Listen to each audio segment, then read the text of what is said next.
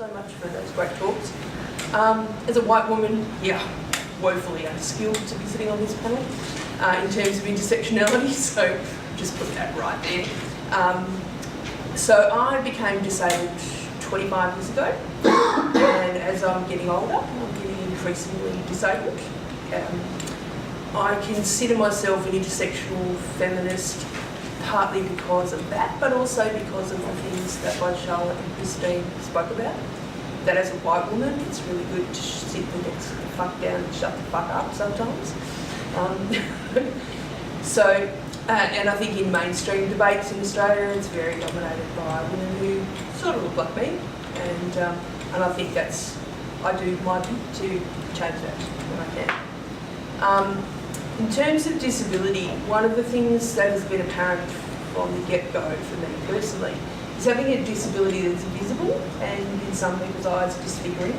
As a woman, that has all sorts of connotations and all sorts of reactions from the world at large. And it's been a part of my experience with disability from when I was 19. So it's something that I'm a lot less bothered by these days. I tend to tell people to fuck off. But there's, people have a great need to let me know that I've got psoriasis. I'm like, great, yeah, had no idea, thanks so much. And that they have discovered the cure of whatever that might be. Rub myself with my own urine. Grandma's dog had a rash. Cream really helpful, yeah. So, and in these days of social media, there's also the funness of taking photos and they've been put in public and people laughing. And so that's some people with visible disabilities, that's kind of a thing.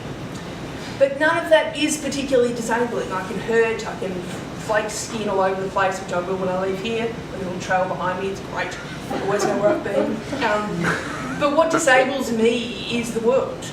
It's attitudes, it's the built environment, it's discrimination, So, for example, there's track work today.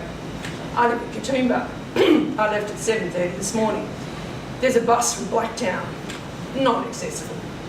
It's down the far end, the one right at the end, away from the station. They were down there, yeah, long way. There's a really big queue. Oh, God. Didn't have to hit people with my stick, they were quite good, so I just glowered on the bus.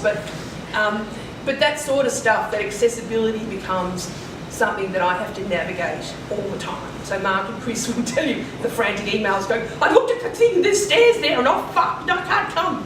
It's fine, it's accessibility matters, it's fine. But I don't ever assume that that's true. I don't assume that that will be there. I assume it will be halved, and I assume it will be difficult. So, but I want to talk more about the systemic stuff because, like Christine, I've got some beefs with the Greens about disability stuff. But I've recently been asked to join the board of Women with Disability Australia, which I'm really proud of. And I'm doing some work around broader disability policy and on the National Disability Strategy, which is a sort of overarching all levels of government strategy around disability. Women with Disability Australia put in a submission 2 years ago to that, saying you need to include a gendered aspect to the National Disability Strategy. So, and they said by missing the gendered aspect of that, of disability, that things for women and girls with disabilities are different than they are for men, that strategy will not achieve anything. And so I'll start with the not so terrible stuff. Employment for women with disabilities is half that of men with disabilities. Women with disabilities get less than a third of the services that men with disabilities get. For women with disabilities who are Aboriginal, who come from a culturally and linguistically diverse background, they get like 4% of disability support. It's like incredible. 50% of Aboriginal people have a disability or a long-term health condition.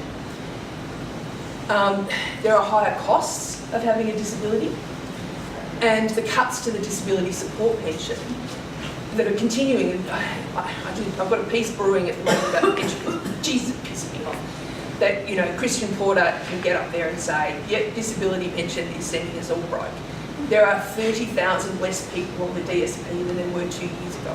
Where are they? That's with our population growth. Like, where are they? Are they on New Start?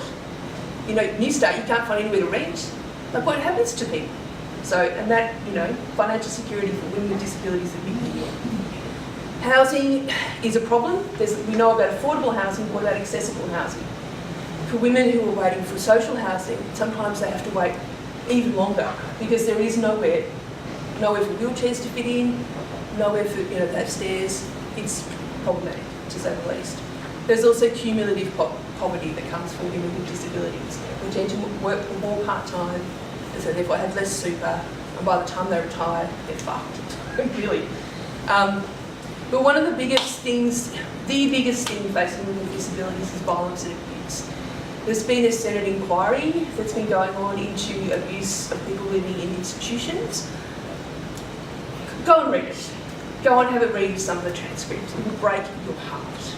It's so horrific. I can't tell you, I've sat there listening to them with tears streaming down my face.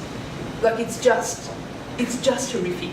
I've worked with some of these amazingly brave women with intellectual disabilities who are older, who are now finally being able to tell their stories. They were not believed. They're in their 50s now, and they have survived some of the most horrific stuff. It is just horrendous. And so when the Greens get into an argument around the institutions in New South Wales staying open, I want to break people. I really do. And I've had about various arguments with various people in the party about it over the last 18 months. But people with disability are moving out of this kind of segregation and out of institutions and out of group homes and living in the community, and as they should, because they have the same rights as everyone else. And so for a woman with a disability who's living in a group home, if she's being abused by, say, a staff member or another person, what does she do? What if she can't use the phone? What if that support worker is the person who gets her out of bed in the shower? What if she's getting raped while she's in a hoist? Like, yeah, read this. It will give you nightmares. But that's the kind of stuff around violence against women that you never hear about. There's lots of stuff about domestic violence and stuff, but if you're a woman who's living in a group home, who do you report domestic violence to? You're living with someone, it's in your home. And so how do you actually negotiate that kind of thing when you make a complaint? And who does it go to? The police won't believe you. If you can't speak, or your speak is, people need to concentrate, that can be really problematic. Police will say you're not a reliable witness if you have an intellectual disability.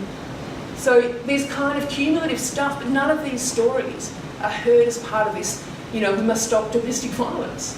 I mean, where is it? They're invisible. And yet, there are national strategies around violence against women that don't really include women with disabilities. The National Disability Strategy, yeah, not so much, but we'll talk about that. Get access to the train, that'll fix things.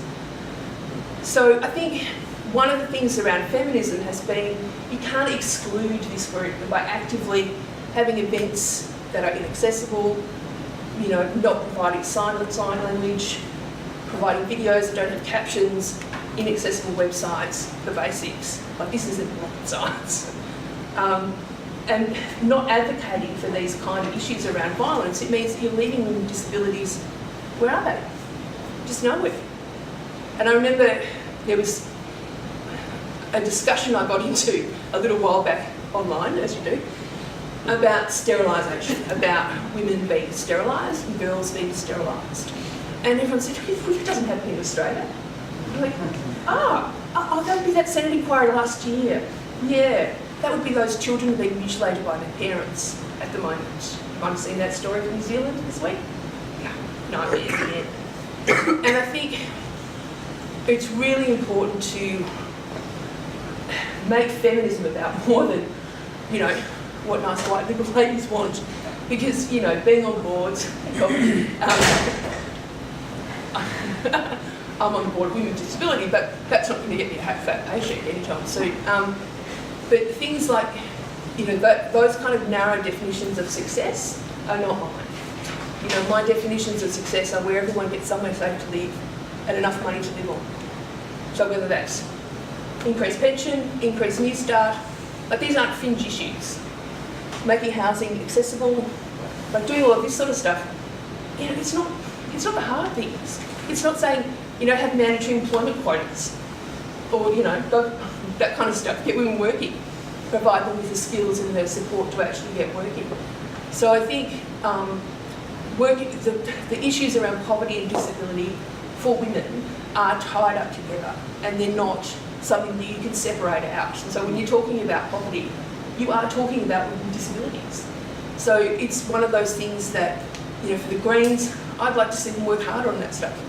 You know, poverty is not a fringe issue. It might, you know, it might seem that way in the city of Sydney, but that's just because all the poor people ran away. It's too expensive to live there anymore.